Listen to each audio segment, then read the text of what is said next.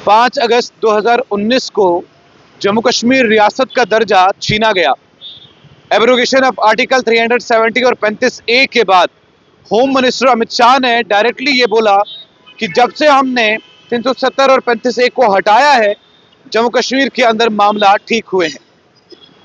Bharatiya Janata party की strategy ये थी कि जम्मू कश्मीर के 370 को और 35A को हटाना था, और उन्होंने ये वादा किया था कि जब वो आएंगे वो सबसे पहला काम यही करेंगे।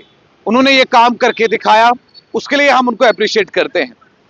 वहीं पर जम्मू कश्मीर की पॉलिटिकल पार्टीज, चाहे नेशनल कॉन्फ्रेंस हो, चाहे पीडीपी हो, कांग्रेस हो, या कोई ऐसे सोशल एक्टिविस्ट जो जम्मू की या कश्मीर की सड़कों पर उतरकर जम्मू कश्मीर के लोगों के हित की बात कर रहे हैं। जम्मू कश्मीर स्टेट से यूनियन टेरिटरी बना दिया गया, और यहां पर दो कानून, पहले तो एक ही कानून था लेफ्टिनेंट गवर्नर का, और उसके बाद 2024 में इलेक्शन करवाए गए। इलेक्शन करवाने का मेन मकसद ये था, नेशनल कॉन्फ्रेंस और पीडीपी ये कहती थी कि हमारे जम्मू कश्मीर के लोगों के मसलों को हल करना है। अगर इलेक्शन होंगे तो हमारे लोगों के मसले भी हल हो जाएंगे।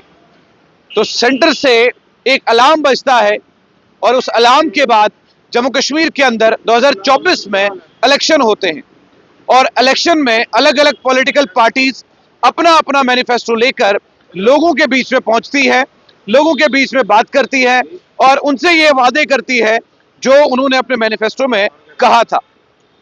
2024 का वो सुनहरा दिन, जब नेशनल कॉन्फ्रेंस कश्मीर में बहुमत से जीती, अब उन्हें अलायंस करने की किसी के भी साथ कोई जरूरत दरपेश नहीं हुई। नेशनल कॉन्फ्रेंस को यह मालूम था कि बहुमत से जम्मू कश्मीर में हुकूमत बनाने के लिए उनके पास कितनी सीटें होनी चाहिए, उससे ज्यादा सीटें जो हैं वो नेशनल कॉन्फ्रेंस की झोली में लोगों ने डाल दी। या तो ये वोट स्टेटहुड के रिस्टोरेशन पर पड़ा था, या तो ये वोट 12 सिलेंडर फ्री देने पर पड़ा था, या तो फिर जम्मू कश्मीर के लोग ये चाहते हैं कि 5 साल पीडीपी रहे, 5 साल नेशनल कॉन्फ्रेंस रहे, तो ये सिलसिला मुफ्ती मोहम्मद सईद और शेख अब्दुल्ला का बरकरार रहे। अब हुआ ये कि नेशनल कॉन्फ्रेंस अपने वादों से डगमगाने लगी। 12 सिलेंडरों का तो कोई अंजाम सामने नहीं आया, और स्टेटहुड की बात जब हुई तो अमित शाह ने डायरेक्टली ये कहा कि नेशनल सिक्योरिटी का मसला है, और प्रधानमंत्री नरेंद्र मोदी ने यह कहा कि जब हमारा मन करेगा हम जम्मू कश्मीर को फुल फ्लैज स्टेटहुड का दर्जा देंगे। अब इस पर कई सारे सोशल एक्टिविस्ट जो हैं वो सड़कों पर आए, एहतजाज किया, लेकिन उस एहतजाज में खाली धुएं उड़ाने के अलावा उन्हें कुछ हाथ में हासिल नहीं हुआ। अब महबूबा मुफ्ती की बेटी इल्तिजा मुफ्ती वो इलेक्शन लड़ती है, उसके बाद नेशनल कॉन्फ्रेंस के सरबरा और उनके पोते दोनों वो भी अब मैदान में हैं। अब ये सिलसिला बाकायदा चल रहा है, यानी कि दादा परदादा, बाप और बेटा, बाप बेटी और फिर बेटी, ये मसले चल रहे हैं जम्मू कश्मीर के अंदर। लेकिन सबसे ज्यादा डिस्क्रिमिनेशन अगर कहीं पर हुआ है तो वो जम्मू के साथ हुआ है। जम्मू के साथ जो ये भेदभाव है ये हमेशा से ही है, कोई बड़ी बात नहीं है। आज भी फायर एंड इमरजेंसी एस्पिरेंट्स जो हैं वो सड़कों पर दरबदर की ठोकरें खा रहे हैं। आज भी जम्मू कश्मीर के पीएचडी टेलीविजन्स का मुद्दा और मामला हल नहीं हुआ। आज भी बीडीएस की कोई भी पोस्ट 2011 से लेकर 2025 तक नहीं निकाली गई। आज भी शालामार अस्पताल के बेड पर 2 गर्भवती महिलाएं एक साथ रखी जाती हैं। आज भी रोडों की कंडीशंस खराब हैं। आज भी जम्मू कश्मीर के नौजवान बेरोजगार हैं।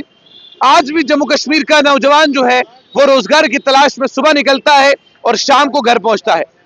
भारतीय जनता पार्टी ये कहती है कि आप रेडी लगाएं, आप पकोड़े बेचें, आप कुलचे बेचें, तो आपका बिजनेस जो है वो चलेगा। जब ये लोग कपड़े बेचना लगते हैं, जब ये लोग पकोड़े बेचने लगते हैं, तब जम्मू म्युनिसिपल कॉरपोरेशन आती है, इनकी सब्जियां फेंक देती है, इनकी रेडियां उठा लेती हैं। एक तरफ भाजपा कहती है बिजनेस करें, दूसरी तरफ जब बच्चा बिजनेस कर रहा होता है तो जम्मू म्युनिसिपल कॉरपोरेशन आकर धक्का मारती है। अब जम्मू कश्मीर के अंदर ये जितनी भी गवर्नमेंट्स हैं ये सब लोगों के सेंटीमेंट्स, लोगों के इमोशंस के साथ खेल रही है। सब अपने फायदे के बारे में सोच रहे हैं, सब अपने मुफाद के बारे में सोच रहे हैं। जम्मू कश्मीर के हक के बारे में कोई नहीं सोच रहा, जम्मू कश्मीर के मुस्तकबिल के बारे में कोई नहीं सोच रहा। सबको अपनी अपनी कुर्सियों पर पड़ी है, सबको अपनी कुर्सियां बचानी है। सब ये सोच रहे हैं कि मैं जब तक बरकरार रहूं तब तक ही मामलात सही रहेंगे। अब कश्मीर की सियासत अलग है, जम्मू की सियासत अलग है। कश्मीर में किसी का घर टूटता है तो नेशनल कॉन्फ्रेंस के समेत सभी लीडरान जो है वो सड़क पर आते हैं। यहां बस्तियां उजड़ जाती हैं जम्मू में, यहां भाजपा के वो 29 विधायक मुझे नजर नहीं आते। मैं दिल से स्वर्गीय देवेंद्र सिंह राणा जी को याद करता हूं कि एटलीस्ट कोई एक तो था जम्मू कश्मीर में जो जम्मू जम्मू का नारा लगाता था। उनके बाद आज तक किसी भी विधायक के मुंह से मैंने जम्मू जम्मू का नारा नहीं सुना, हता वो लीडर ऑफ अपोजिशन हो या ये वो विधायक जिनकी कुछ चलती ही नहीं है। पूरे जम्मू कश्मीर में दो शासन, एक यूनियन टेरिटरी, एक तरफ लेफ्टिनेंट गवर्नर और दूसरी तरफ नेशनल कॉन्फ्रेंस। अब देखना यह है कि जम्मू कश्मीर के लोगों का मुद्दा हल करेगा कौन।